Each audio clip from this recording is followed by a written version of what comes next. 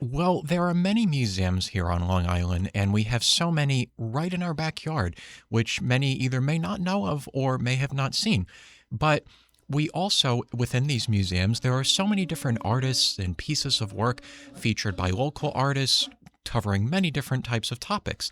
Today, however, we are joined by Xiomaro, who is an internationally exhibited artist and curator specializing in photographing national parks and other historic sites to raise public awareness of their history and culture. Now, he is also working on revolutionary projects in Morristown, New Jersey, and in Virginia, but most recently he has taken photographs at the Long Island Museum depicting Long Island during the American Revolution. He is here to discuss with us what he saw and also what he is working on in the future. Xiomaro, how are you doing today? I'm doing great, Jack. Thanks for having me on the show. I'm looking forward to it. We thank you. And to start us off, so you've done a wide variety of things in relation to the arts, as you're a musician, an entertainment attorney, and even an artist manager. But how did you end up with the role as a curator specializing in taking pictures and photographing national parks and other iconic sites?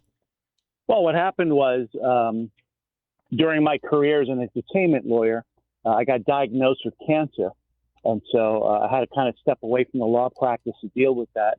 And then during my recovery, I found a lot of solitude and comfort in just photographing, being by myself. So that triggered the thought that maybe it was best, after spending many years helping creative people with their art, that maybe I should step away from the practice of law and try to pursue my own art.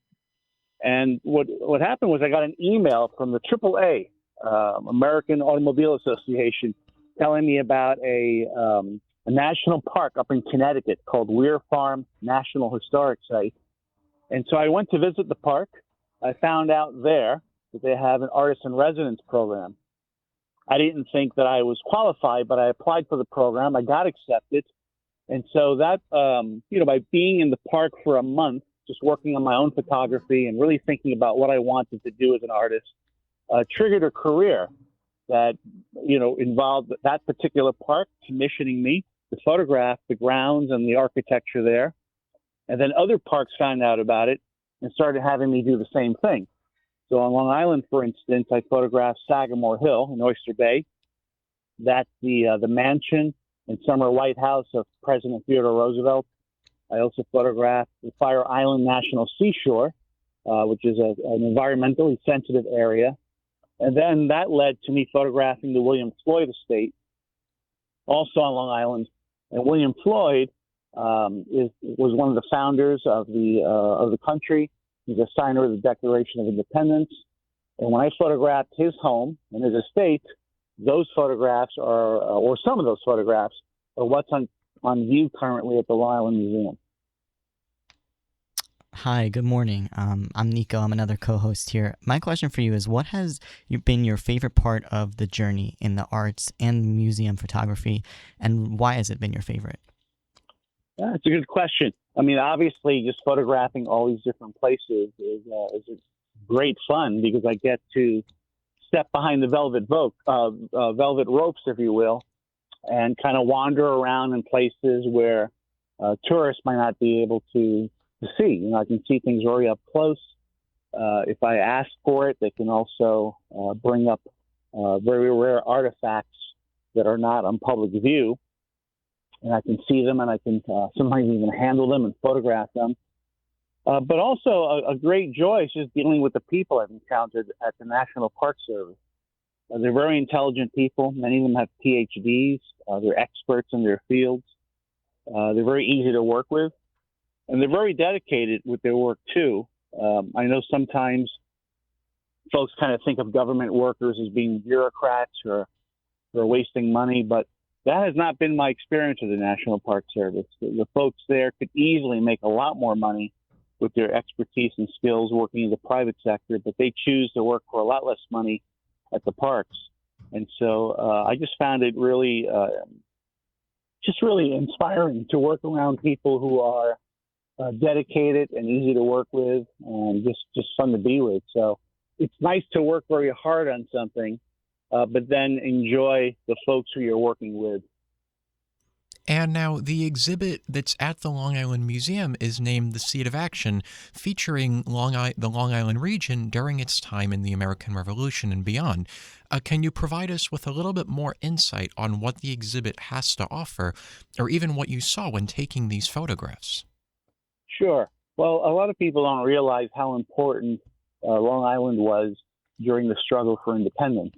They tend to think of places like Valley Forge or Philadelphia. But Long Island was actually taken over by the British.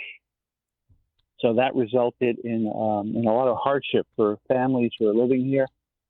Even in the case of William Floyd, his home was ransacked by the British. So he and his family had to flee Long Island.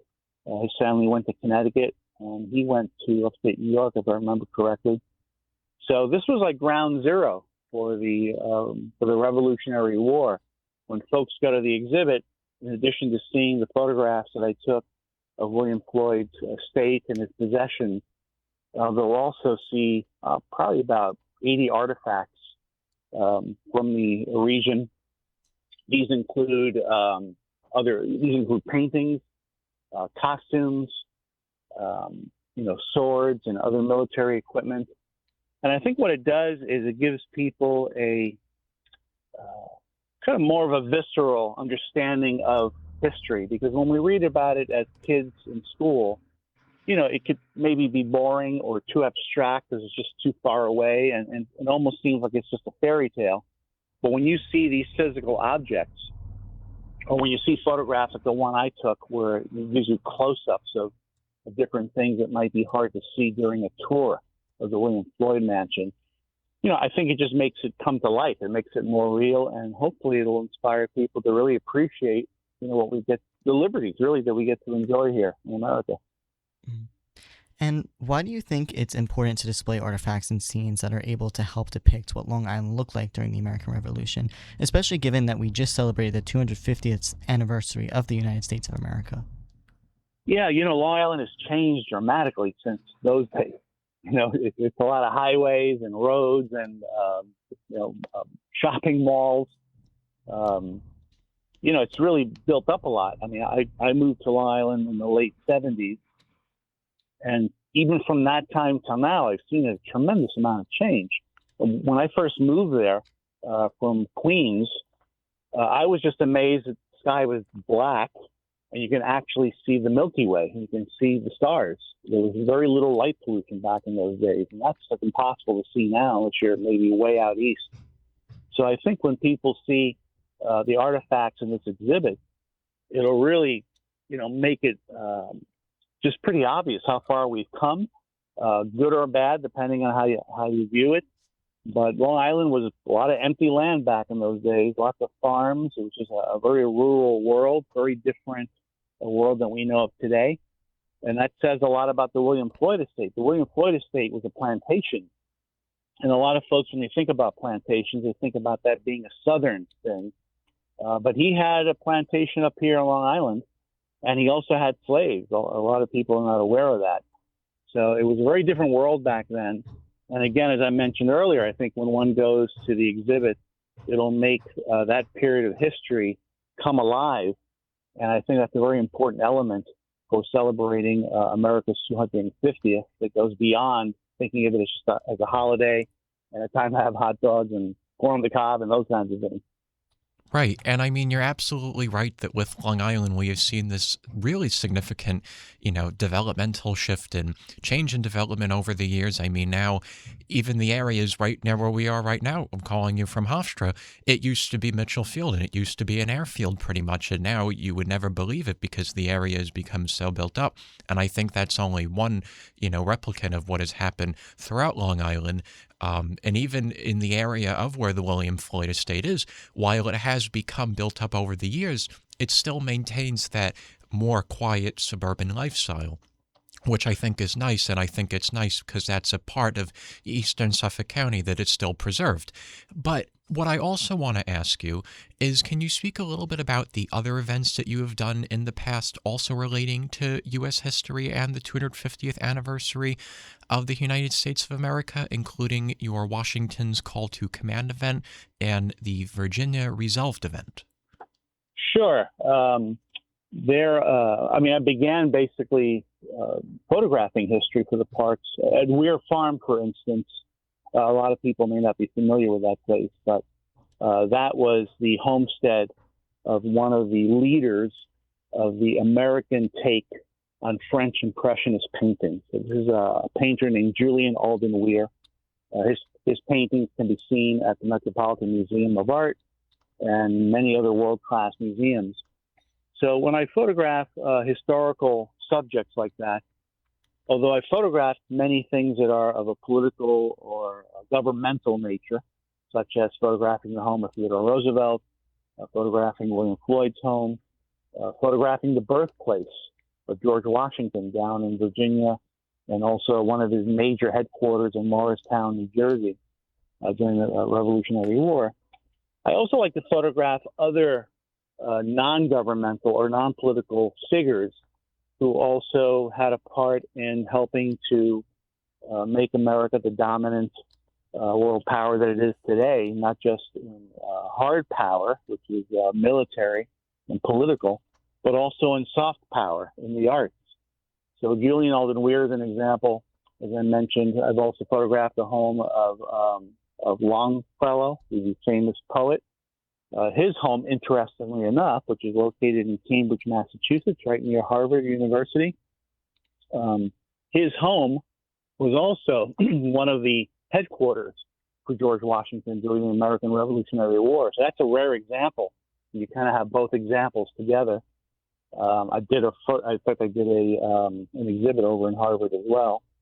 Then you have Frederick Law Olmsted, who was the first landscape architect who co-created New York City Central Park and also a lot of other major parks around the country.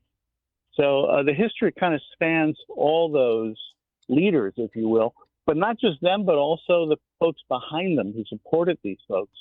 So when I do photographs, I try to make sure I include elements that bring in their family members, so their spouses, their children, the servants in the home, and also to the extent there are enslaved peoples, them as well. So I try to make my photography representative of not just a tiny part of the history, the star of the show, if you will, but also all the supporting characters without whom those folks would not have been successful. And thank you so much for joining us today. But before we go, is there anything else that you would like to share with our listeners, either about what you saw at the Seat of Action exhibit in the Long Island Museum, or even projects or events that you are working on in the future? Yeah, folks should definitely see the exhibit. It's up until October 18th, so they've got some time to check it out, and they haven't done it yet. I guess the other big project that I'm working on right now is I'm currently working on my fourth book. This book is on a different type of history. It's more about our contemporary world. So this involves street photography of New York City. So I'm documenting contemporary life today, which I think will become more meaningful as time passes by and people look back at these photographs. And then the other major project is I got back very recently from photographing everyday life in Greenland. Greenland has been in the news over the years through our current administration, especially back in January, and even as recently as yesterday during the meeting with NATO. So I wanted to photograph everyday life there because I think one of the things that's underreported is how that controversy is impacting people in Greenland. We tend to hear more about the geopolitical aspects of it, but I wanted to kind of, since Greenland is kind of a mystery to a lot of Americans and even many Europeans for that matter, because not many people get to visit there, I wanted to kind of take photographs to document the place and give people, again, just like with American history, I wanted to make it come to life and make it more real for them so that when we get into a public discussion about this policy of trying to acquire Greenland as part of the United States, there might be a little bit more nuance to it from a human level. Well, thank you so much, Xiomaro, for joining us here on the show today to talk a little bit about what you have photographed at the Long Island Museum, what you saw, and also what projects you're working on for the near future. Well, thanks for having me on, and I hope we can continue the conversation on some of these projects in the future. Yes, absolutely. And to everyone listening, if you're just joining us, that was internationally exhibited artist and curator Xiomaro, who also specializes in the photographing of national parks and other historic sites to help raise public awareness. The time is currently 8:23 a.m., and this is Morning Wake Up Call. Up next, a story about how Donald Trump says that he is building a helipad for a new and more powerful Marine one. So don't go anywhere yet. You will want to stay tuned.